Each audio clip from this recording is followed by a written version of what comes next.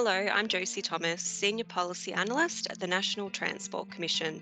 I'm part of the team working on the review of the Heavy Vehicle National Law, the first of its kind since the law commenced in February 2014.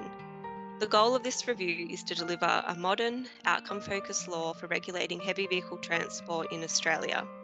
We're currently consulting on a realistic set of policy options for the future law.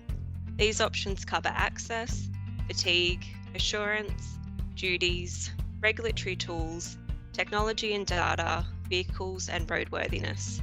This short video will cover the main options affecting oversize and overmass operations.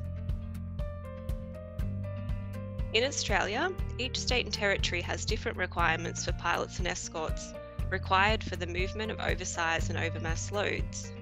A future heavy vehicle national law could establish a harmonised scheme for managing accreditation of pilots and escorts based on the single-tier Western Australian model.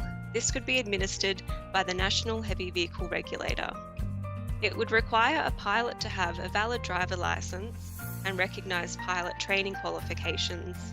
They would also need to have a suitable level of medical fitness.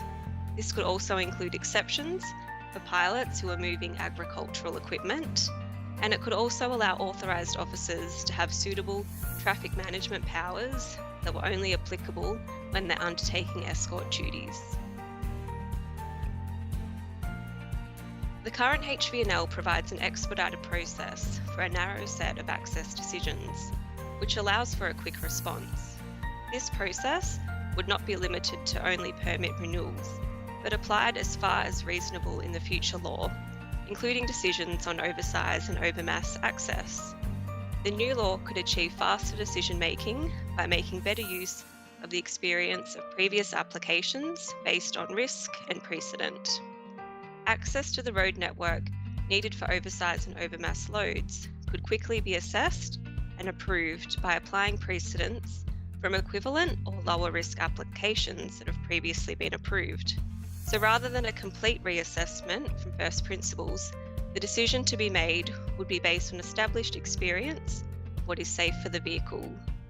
Under the new law, an authoritative geospatial map of approved routes could be established, including no-go zones that could guide the planning of applicants to help them find routes where there's been precedents for similar movements in the past.